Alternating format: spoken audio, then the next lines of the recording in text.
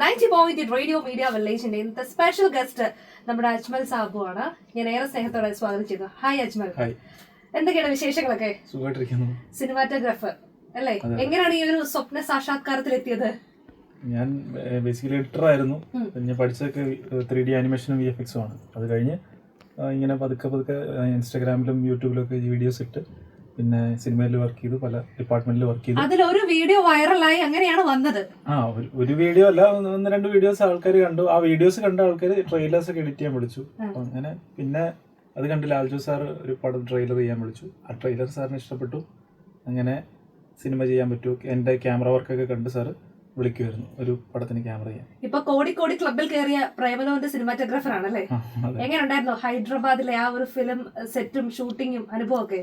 അത് ഭയങ്കര കൂളായിരുന്നു. അത് ടീനേജ് റൊമാൻസ് ആണല്ലോ അതിന്റെ ടോപ്പിക്. അപ്പൊ ഭയങ്കര ഒരു എനർജി ഉള്ള പടമാണ്. അപ്പൊ നമുക്കും ഫണ്ണാണ് അത് ഷൂട്ട് ചെയ്യാൻ. പിന്നെ നല്ല ടൈറ്റ് ആയിരുന്നു ഷെഡ്യൂൾ. ഹൈദരാബാദ് ആയതുകൊണ്ട് തന്നെ ഇവിടെ മലയാളം സിനിമയിൽ അവിടെ ഒരു വലിയൊരു ഇൻഡസ്ട്രി ആണല്ലോ. അവിടെ ഷൂട്ട് ചെയ്യാന്ന് പറഞ്ഞു കഴിഞ്ഞാൽ ഞാനും ആദ്യമായിട്ട് മലയാള സിനിമയിൽ ആദ്യമായിട്ടാണ് ഹൈദരാബാദ് ഇത്രയും എക്സ്പ്ലോർ ആവുന്നത്. അപ്പോൾ ഫുൾ എക്സ്പ്ലോർ ചെയ്യാൻ പറ്റിയോ? അതെ ഫുള്ളെന്ന് വെച്ചാൽ ഓൾമോസ്റ്റ് കുഴപ്പമില്ല. പടം കണ്ടിട്ടുള്ളവർക്ക് മനസ്സിലാവും. ഓൾമോസ്റ്റ് ഉണ്ട്. അതിന്റെ നോർമൽ ഈ ടൂറിസ്റ്റ് ഏരിയ മാത്രമല്ലാതെ അവിടുത്തെ സ്ലമ്മും എല്ലാ ഏരിയയും നമുക്ക് കാണിക്കാൻ പറ്റിയിട്ടുണ്ട്. എല്ലാം ഉണ്ട്. അതെ 1 മാസത്തോളം ഉണ്ടായിരുന്നു ഷൂട്ട് അവിടെ. എങ്ങനെയുണ്ടായിരുന്നു ആ ഒരു എക്സ്പീരിയൻസ്? അടിപൊളി. ഗിരീഷ് അത്യാവശ്യം നല്ലൊരു ഫിലിം മേക്കറാണ്. അപ്പൊ നമുക്ക് അപ്പൊ അതിന്റെ ഒരു ക്രൂവിന്റെ ഭാഗമാകാൻ കഴിഞ്ഞാൽ ഭയങ്കര ഒരു സാറ്റിസ്ഫാക്ഷൻ ഉണ്ട്. ഉറപ്പായിട്ടും. ഇനി എന്താണ് നെക്സ്റ്റ് പ്രോജക്ട്? എന്താണ് നെക്സ്റ്റ് പ്രോജക്ട്? ഇപ്പൊ പ്രേമലു 2 വരുന്നുണ്ട്. പിന്നെ കരാട്ടെ ചന്ദ്രൻ എന്ന് പറഞ്ഞിട്ടൊരു മൂവി, അതിന്റെ പ്രീ പ്രൊഡക്ഷൻ നടക്കുന്നു. എല്ലാത്തിലും സിനിമാറ്റോഗ്രാഫി ആണോ അതോ എഡിറ്റിംഗ് ആണോ? സിനിമാറ്റോഗ്രാഫി ആണ്. എങ്ങനെയാണ് പെട്ടെന്ന് ഈ എഡിറ്റിംഗിൽ നിന്ന് സിനിമാറ്റോഗ്രാഫിയിലേക്ക് മാറിയത്? മാറിയിട്ടൊന്നുമില്ല, ഇപ്പോഴും എഡിറ്റ് ചെയ്യുന്നുണ്ട്. രണ്ടും ഉണ്ട്. സിനിമകൾ എഡിറ്റ് ചെയ്യുന്നില്ലെന്നേ ഉള്ളൂ. സിനിമകളുടെ ട്രെയിലർ എഡിറ്റ് ചെയ്യുന്നുണ്ട്, പല വർക്കുകൾ എഡിറ്റ് ചെയ്യുന്നുണ്ട്. എഡിറ്റിംഗിൽ നിന്ന് മാറിയതല്ല, ഉണ്ട്. സിനിമകൾ ഇപ്പൊ എനിക്ക് എഡിറ്റ് ചെയ്യാൻ ഇപ്പൊ ക്യാമറ വർക്ക് ഉള്ളതുകൊണ്ട് എഡിറ്റർ എന്ന് പറഞ്ഞാൽ രണ്ടും കൂടെ നടക്കത്തില്ല. അപ്പൊ ഇപ്പൊ ഏറ്റവും വലിയൊരു പ്രത്യേകത ചങ്ങനാശ്ശേരിക്കാരനാണ്. നമ്മുടെ ചങ്ങനാശ്ശേരിയിലെ സ്വന്തം റേഡിയോയിൽ എത്തിയിരിക്കുന്നത്. അപ്പം എന്താണ് ചങ്ങനാശ്ശേരിക്കാരൻ എന്ന നിലയിൽ അഭിമാനം തോന്നുന്നുണ്ടോ? ഉറപ്പായിട്ടും.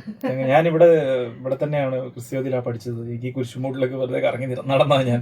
അപ്പൊ ഇവിടെ തന്നെ വന്ന് ഇങ്ങനെ മീഡിയ വില്ലേജിൽ ഇതുപോലെ റേഡിയോയിൽ സംസാരിക്കാൻ പറ്റിയ ഒരുപാട് സന്തോഷം, ഒരുപാട് അഭിമാനം തോന്നുന്നു. നമ്മുടെ കോളേജിന്റെ ഫ്രഷേഴ്സ് ഡേയുടെ ഗസ്റ്റ് ആയിട്ട് വരെ എത്തിയിരിക്കുന്നു അല്ലേ? ഭയങ്കര ഒരു അഭിമാനം ഫീൽ ചെയ്യുന്നുണ്ടോ? അഭിമാനം ഫീൽ ചെയ്യുന്നുണ്ട്. കുട്ടികളെ ഇവരെ കാണുമ്പോഴും ഒരു നമുക്ക് എന്റെയൊക്കെ ഫ്രഷേഴ്സ് ഡേ ഒക്കെ ഓർമ്മ വന്നു. എന്തായാലും എല്ലാവരും പഠിച്ചിറങ്ങുമ്പോൾ എന്തായാലും നല്ല ഫ്യൂച്ചർ ഉണ്ടാവട്ടെ എന്ന് വിചാരിക്കുന്നു എല്ലാവർക്കും. ഇനി അങ്ങോട്ട് ബിസി സ്കെഡ്യൂൾ ആണോ? ബിസി എന്ന് പറഞ്ഞാൽ വർക്കുകൾ വേറെ പരിപാടിയൊന്നും ഇല്ല, ഇത് തന്നെയല്ലേ ബിസി എന്ന് പറയാ. വർക്കുണ്ട്, വർക്ക് ചെയ്യുന്നു. അപ്പൊ എന്താണ് ഇത്രയും നാളത്തെ ഒരു ഫിലിം എക്സ്പീരിയൻസ് വെച്ചിട്ട് എന്തെങ്കിലും കാര്യങ്ങളൊക്കെ പഠിച്ചിട്ടുണ്ടോ? ആരെങ്കിലും ഒക്കെ റോൾ മോഡൽ ആക്കണം എന്നൊക്കെ തോന്നിയിട്ടുണ്ടോ? നല്ല മേക്കേഴ്സിനെ എപ്പോഴും ഫോളോ ചെയ്യാറുണ്ട്.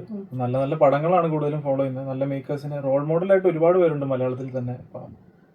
നന്നായിട്ട് ചെയ്യണമെന്നുണ്ട്. എന്ന് വെച്ചാൽ ഒരു പ്രൊജക്ട് കഴിഞ്ഞാൽ അടുത്തത് അതിനേക്കാളും നല്ലതായി വരണം എന്ന് ആഗ്രഹമുണ്ട്. അപ്പം എന്താണ് ഇനി ഫ്യൂച്ചർ പ്ലാൻ? സിനിമാറ്റോഗ്രാഫി, എഡിറ്റിംഗ്, എപ്പോഴെങ്കിലും ഫ്യൂച്ചറിൽ ഒരു ഓൺ പ്രൊജക്ട് ചെയ്യണമെന്നുണ്ട്. ഡയറക്ഷൻ, അതിന്റെ റൈറ്റിംഗ് പ്രോസസ് ഒക്കെ നടക്കുന്നു. അതൊക്കെ തന്നെ. അപ്പൊ ഭാവിയിൽ ഞങ്ങൾക്ക് ഒരു ഡയറക്ടറെ പ്രതീക്ഷിക്കാം. പടം വർക്കൗട്ട് ആവട്ടെ. പടം വർക്കൗട്ട് ആയി കഴിഞ്ഞാൽ ആദ്യത്തെ പടം കഴിഞ്ഞാലേ നമുക്ക് മനസ്സിലാവുള്ളൂ. ഓക്കെ, അപ്പൊ anyway thank you so much ഞങ്ങളോടൊപ്പം അതിഥിയായി എത്തിയതിന്. Thank you.